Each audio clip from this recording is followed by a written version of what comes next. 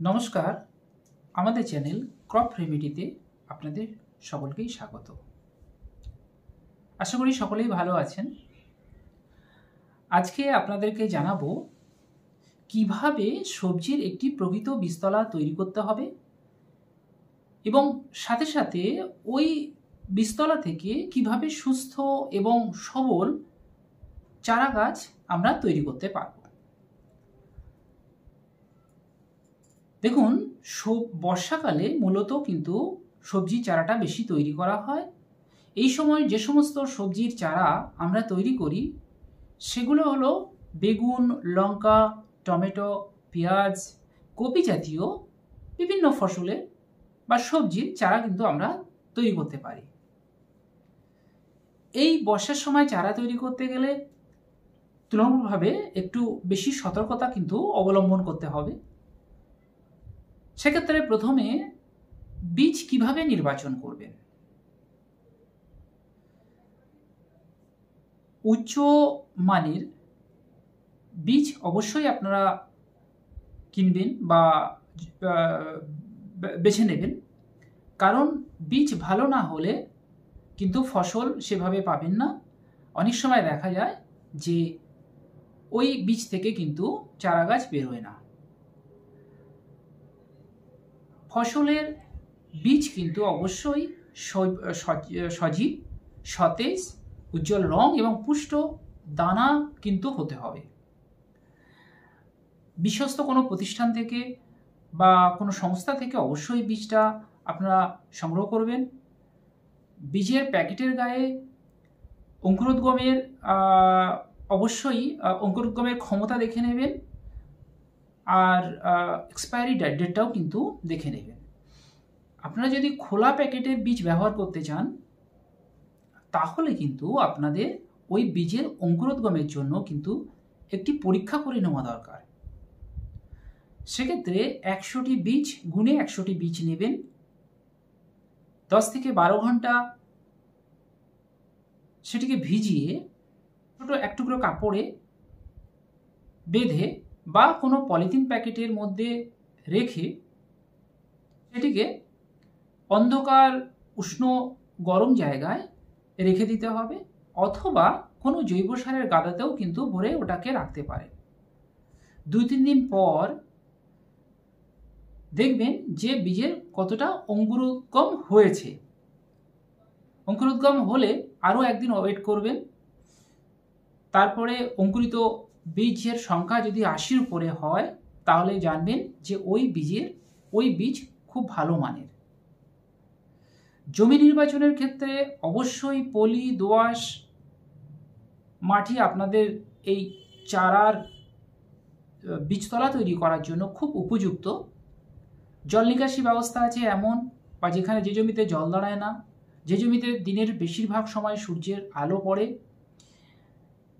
এবং সাথে সাথে 2-3 বছর ওই জমিতে কিন্তু কোনো বীজতলা তৈরি করা হয়নি এমন জমি কিন্তু অবশ্যই নির্বাচন করবেন। জমির মাটি বা ওই জমি কিন্তু শোধন করতে হবে, সাথে সাথে প্রথমে চাষ দেওয়ার সময় কিন্তু এটা করবেন। প্রতি 1 স্কোয়ার মিটার জমির জন্য 10 কেজি গোবর সার, পচানো গোবর সার, সাথে 25 গ্রাম ট্রাইকোডার্মা ভিরিডি এবং 25 গ্রাম সিউডোমোনাস ফ্লোরেসেন্স একসাথে মিশিয়ে বিকেলবেলা জমিতে ছড়িয়ে দিয়ে চাষ দিয়ে মাটির সাথে ভালো করে মিশিয়ে দেবেন। 7-8 দিন পর গভীরভাবে মাটিটিকে আবার চাষ দেবেন। পাথর, কাঁকর, বালি ইত্যাদি যে সমস্ত শক্ত জিনিস দেখা যাবে বা আগাছা থাকলে সেটাকে সরিয়ে দেবেন, আর মাটিটিকে ঝুরঝুরে করবেন। একটি বীজতলার আয়তন দৈর্ঘ্যে 10 ফুট, চওড়ার ক্ষেত্রে 3 ফুট এবং উচ্চতায় 6 ইঞ্চি করবেন। দুটি বীজতলার মধ্যে অবশ্যই 1 ফুটের একটি রাস্তা রাখবেন যাতে চলাচল করতে আপনাদের সুবিধা হয়। 2.5 কাঠা বীজতলায় আপনারা প্রায় 1 একর জমি কিন্তু চারা লাগাতে পারবেন। এবার বীজ শোধনের ক্ষেত্রে অবশ্যই 2.5 গ্রাম কার্বনডাজিম এবং ম্যানকোজেবের যে মিশ্রণ পাওয়া যায়, এই ধরনের ছত্রাকনাশক আপনারা শুকনো অবস্থায় ওই বীজের সাথে মেশাবেন। বীজটিকে প্যাকেটের মধ্যে বা কোনো একটা আবদ্ধ পাত্রে রেখে সেটি যেন 3 দিন রেখে দেবেন এবং সেটিতে যেন কোনো আর্দ্রতা সংস্পর্শে না আসে, সেটি যেন। এরপর বীজটিকে 2 ইঞ্চি দূরত্বের সারিতে 1/2 ইঞ্চি গভীরতায় বুনতে হবে। জৈব সার বা কোনো ভালো হালকা মাটি, ঝুরঝুরে মাটি চালনি দিয়ে চেলে ওই বীজের ওপরে ছড়িয়ে দিতে হবে। বীজ বোনার আগে অবশ্যই দেখে নিতে হবে মাটিতে যেন বীজের অঙ্কুরোদ্গম ক্ষমতা থাকে। এরপর বীজতলায় শুকনো ঘাস বা খড় দিয়ে ঢেকে দেবেন। যদি বৃষ্টি আসে তাহলে পলিথিন দিয়ে সেটাকে ঢাকার ব্যবস্থা করবেন। বীজের অঙ্কুরোদ্গম হওয়ার সাথে সাথে খড় বা ঢাকা সরিয়ে দেবেন। আর বীজতলায় যদি উই বা কোনো পিঁপড়ের উপদ্রব থাকে তাহলে চারিপাশ থেকে কার্বোফুরান 3G বা ফোরেট দানা আপনারা অবশ্যই ছড়িয়ে দেবেন, যাতে করে বীজতলা সুরক্ষিত থাকে। অতিরিক্ত সতর্কতা হিসাবে আপনারা বীজতলার 3 থেকে 4 ফুট উপরে, বীজতলার উপরে একটি স্বচ্ছ পলিথিন দিয়ে আপনারা কিন্তু চারা তৈরি করে দিতে। এতে বৃষ্টির হাত থেকে বীজতলা এবং চারা রক্ষা পাবে। সূর্যের আলো ওই স্বচ্ছ পলিথিনের মধ্যে দিয়ে প্রবেশ করায় বীজগুলি কিন্তু সতেজ থাকবে। প্রথম দিকে 2 থেকে 3 ঘন্টা সকাল এবং বিকেলে কিন্তু অবশ্যই ওই বীজতলাতে রৌদ্র খাওয়াতে হবে। চারাগুলি বড় হওয়ার সাথে সাথে এই রৌদ্র খাওয়ার পরিমাণ কিন্তু বাড়িয়ে দিতে হবে। বীজতলাতে শিশির আসতে দেওয়ার জন্য রাত্রে কিন্তু বীজতলা খুলে রাখতে হবে। এই রোদ এবং শিশির পাওয়ার জন্য বীজ কিন্তু আপনাদের সুস্থ এবং সবল থাকবে, সতেজও থাকবে। অতিরিক্ত ঢাকা দেওয়ার জন্য কিন্তু বীজ আবার লম্বা হয়ে যেতে পারে, সেক্ষেত্রে কিন্তু রোগ দেখা দিতে পারে। অন্তর্বর্তীকালীন পরিচর্যার জন্য প্রথমে বীজের বয়স যখন 1 সপ্তাহ হবে সেই সময় যে সমস্ত জায়গা বীজগুলি ঘন পড়েছিল, চারাগুলি যেখানে ঘন হয়েছে বা যে সমস্ত জায়গায় চারা দুর্বল হয়ে গেছে, ঘন জায়গায় দুর্বল হয়ে গেছে, সেই সমস্ত চারাগুলি কিন্তু তুলে ফেলে দিতে হবে।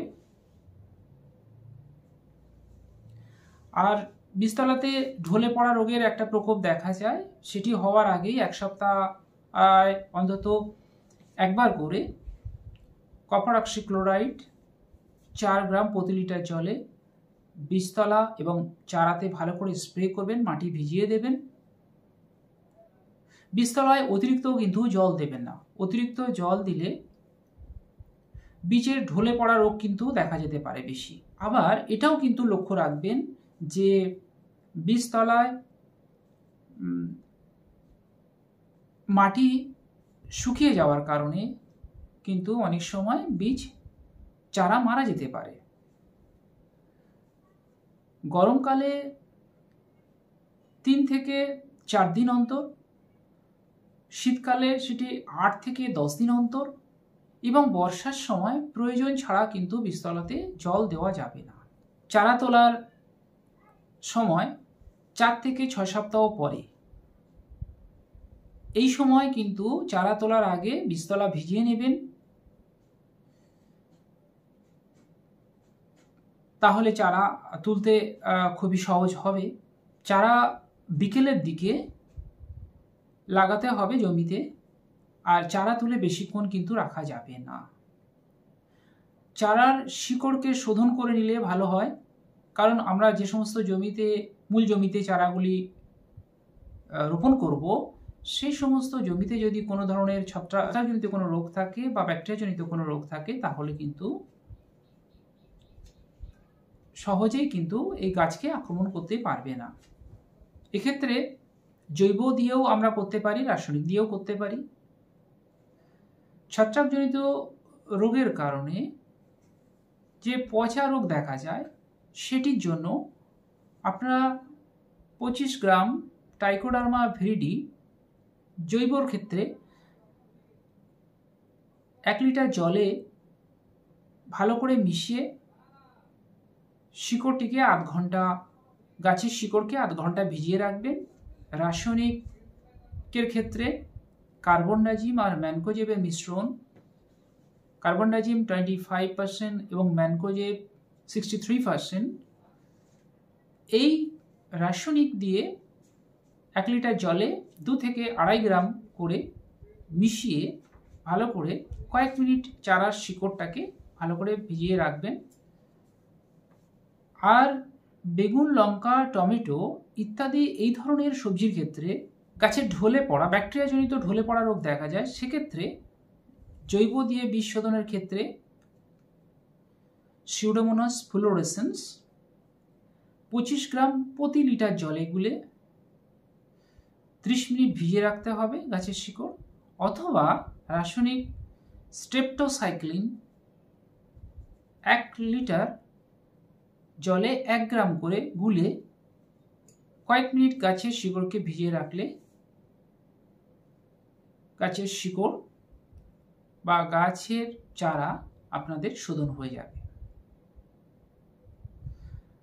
এখন এগুলো এই সমস্তভাবে চারা তৈরি ব্যবসায় ভিত্তিক আমরা অবশ্যই করার ক্ষেত্রে এটা আমরা পালন করব, কিন্তু অনেক সময় দেখা যায় আমরা ঘরোয়া বাগান বা আমাদের ছোট এলাকার জন্য, ছোট জায়গার জন্য অনেক সময় চারা তৈরি করতে হয়, পটেও চারা তৈরি করতে হয়। সেগুলোর ক্ষেত্রে কিন্তু আপনারা এই বীজ নির্বাচন বা এই ধরনের মাটি তৈরি করে পটে দিয়ে আপনারা কিন্তু চারা তৈরি করতে পারেন। আর সর্বদা যেটা আমরা আপনাদের কাছে অনুরোধ করি যে সবসময় আপনারা পরিবেশ বান্ধব চাষবাস করবেন, মাটিতে জৈব সার এবং জীবাণু সার যথেষ্ট পরিমাণে ব্যবহার করবেন, মাটিকে সমৃদ্ধ করবেন, ভবিষ্যৎ প্রজন্মের জন্য মাটিটাকে সুরক্ষিত রাখুন। পরিবেশের বিষাক্ত যে সমস্ত কীটনাশক ব্যবহার করা হয়, মাটিতে যে সমস্ত কীটনাশক ব্যবহার করা হয়, সেগুলোকে আপনারা রাসায়নিক কীটনাশক ছাড়া জৈব কীটনাশক ব্যবহার করার জন্য আপনাদেরকে বলবো। আশা করি আমাদের এই পরামর্শ আপনাদের ভালো লাগবে, এবং যদি ভালো লেগে থাকে অবশ্যই আমাদের চ্যানেলটিকে সাবস্ক্রাইব করবেন। কোনো সমস্যার সম্মুখীন হলে অবশ্যই কৃষি দপ্তরের সাথে যোগাযোগ করতে পারেন। আমাদের চ্যানেলের কমেন্ট বক্সে আপনারা সেটা জানাতেও পারেন। আশা করি আপনাদের সমস্যার সমাধান পথ আমরা বলে দেব। সকলেই ভালো থাকবেন। ধন্যবাদ সকলকে।